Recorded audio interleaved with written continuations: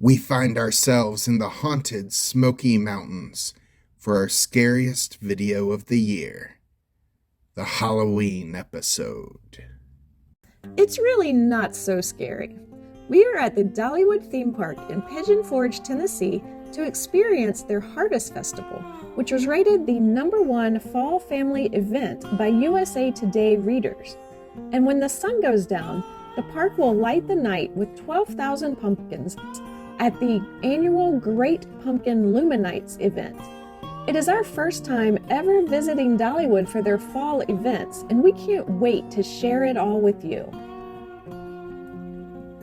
You enter the park through a canopy of fall leaves.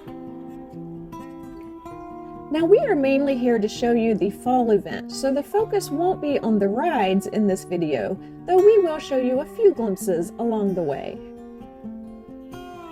While the main event happens at dark, there are a lot of decorations to enjoy during the day, from the canopy of leaves overhead to fall flower displays.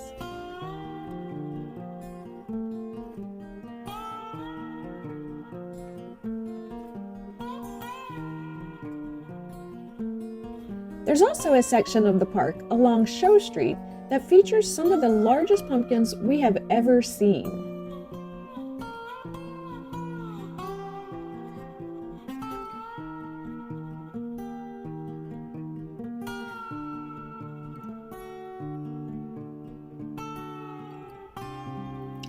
And here in this section, which featured a giant Christmas tree when we were last here 11 months ago, is a giant stack of jack-o'-lanterns. Here is footage of one of my favorite rides, which was still open on this fall day, where the area reached a high of 75 degrees. We were at the park on a Monday, and since many locals were at school or work that day, the park was not too busy. Some of the most popular coasters had 30-minute lines, but many of the other rides were walk-ons throughout the day. Now, any good theme park festival is going to have some good seasonal treats to try, and this was no exception. We got a tasting pass for free with our Dollywood hotel package. This pass is usually $39.99, and for that price, it provides 5 festival foods for you to taste. There were a lot of options we were interested in, but with only 5 options included, we made a plan in advance of what we wanted to try. The first thing we tried was the pumpkin, sausage, and ricotta flatbread, which we decided to get, fully expecting to hate it. I mean, this is pumpkin pizza. Instead of tomato sauce, it had pumpkin, and then they put pumpkin seeds on top of the pizza. Our hopes were not high. We split it 4 ways as my brother and a friend of his, who both live in Tennessee, were with us, and we all agreed. This pumpkin pizza was actually very good. It probably shouldn't have been, but it was kind of great. Next we tried Harvest pulled pork mac and cheese. This was mac and cheese with pumpkin barbecue pulled pork on top. We expected this to be the best food we tried all day, and the barbecue was very good. But the mac and cheese underneath was just kind of average. So we actually still thought the pumpkin pizza was our favorite at this point. The gimmick here, of course, is that the various festival foods are all scattered around the park, so you have to get what you want when you happen to be in the neighborhood. So later on, we ended up passing the booth for the pumpkin funnel cake. It was a funnel cake that had pumpkin pie and whipped cream on top. We cut it into fourths to share it, and then realized we hadn't taken a picture of it. So anyway, it looked more artistic before we cut into it, messing up the picture-perfect topping on the funnel cake. But that matters very little, because this was amazingly delicious. If you like funnel cake and pumpkin pie, then you will love this.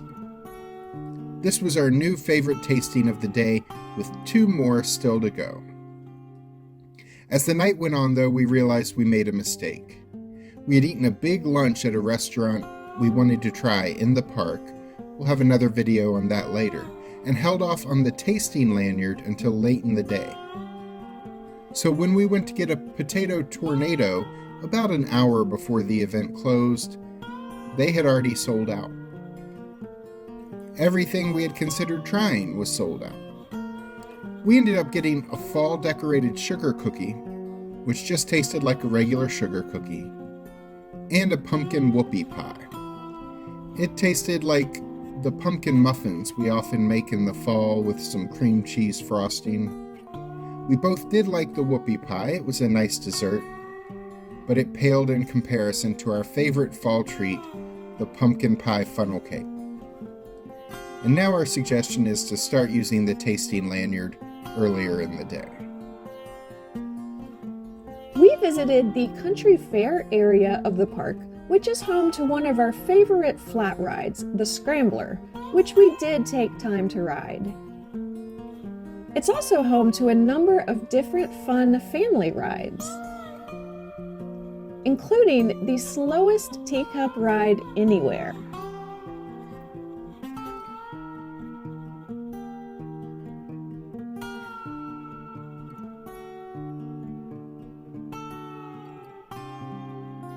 This area is also home to several carnival games. I saw one of the prizes was a stuffed penguin wearing a candy corn costume, and I thought it was adorable. After I said how cute it was, Jack and his brother each tried to win it for me.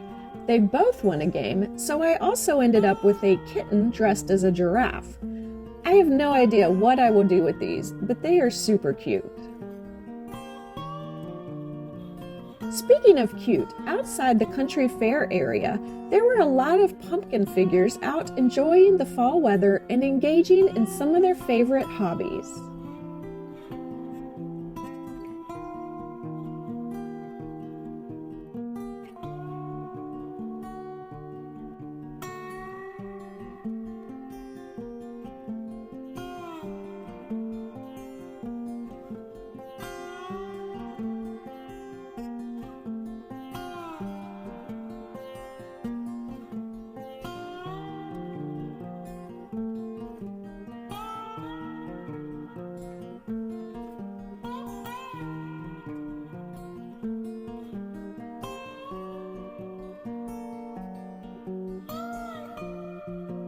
Here is the grist mill where people wait in long lines for Dollywood's cinnamon bread. It is delicious and worth the wait, though you can also pick some up at the Show Street Bakery by the park's entrance. Sometimes there's less of a wait there. This giant jack-o'-lantern person was just chilling, waiting for the sun to go down and the magic to start. The decorations look cool in the daytime, but at night, it is taken to a whole new level.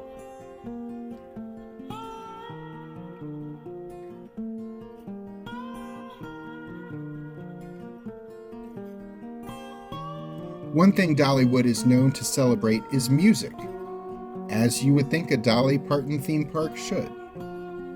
We got to see the Southern Gospel Quartet, the Kingdom Heirs, in concert for the first time, as they had the day off the last 2 times we came to this park. They were great. They perform most days of the week, but of course, they do get days off. In addition to gospel, Dollywood also celebrates bluegrass and country music, with some other genres occasionally mixed in along the way too. We stopped off to see 3 musical performances on this day, and it always makes for a nice rest for tired feet as you enjoy the live music.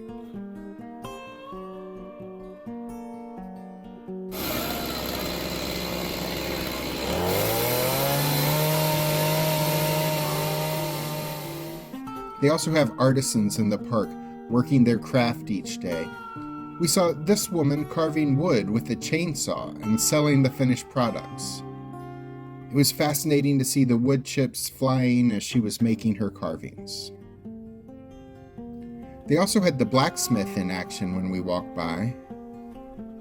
And in the past, we've also stopped to watch glass blowers and candle makers and people making leather goods.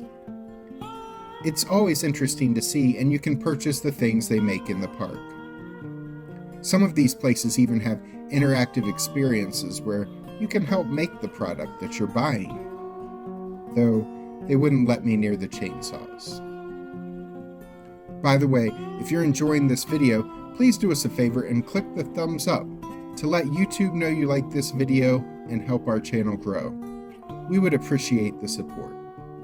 At this point, it's getting close to dark.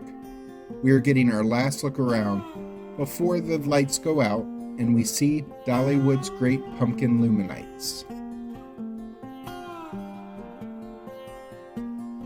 Along the way through this festival, you can meet Harvey the Pumpkin and some other Harvest Festival characters too. None of them jump out at you like the last couple of theme parks we went to.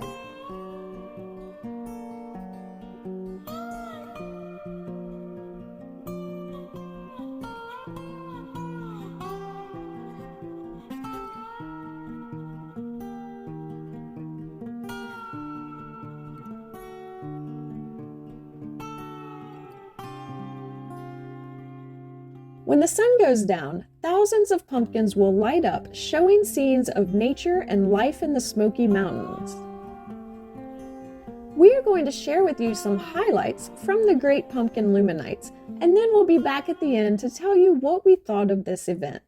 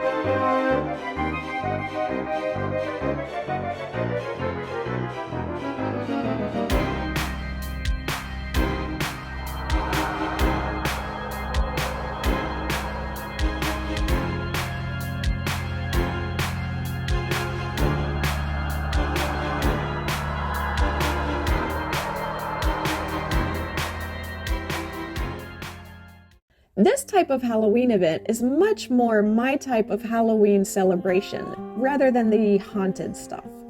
This park is so beautiful all year round, but I really like the pumpkins lit up at night. It was gorgeous and magical as we walked through the area with fog machines running and lightly spooky but not really scary music playing in the background. The daytime stuff was fun with the fall decor that's all over the park. We enjoyed the festival food, and next time we'll use our tasting lanyards for lunch instead of dinner so we aren't trying to order food that they sold out of at the end of the day. We always love the live music and the laid-back vibe of this theme park. We recommend checking out Dollywood at any time of the year, but the Halloween and Christmas events are magical, so schedule a visit during those times of the year if you can. Daytime tickets to Dollywood on the day we visited were $89 per person. We also got the refillable souvenir mug, so we didn't have to pay for individual drinks. These were $13.99 when we purchased them in advance online with our tickets. We didn't have to pay for parking since we stayed at the newest Dollywood resort, Heartsong Lodge.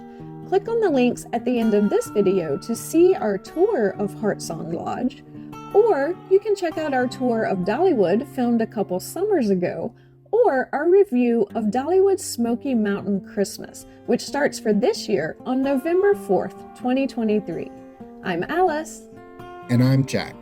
Be sure to click the subscribe button and the notification bell so we can see you the next time we're traveling through.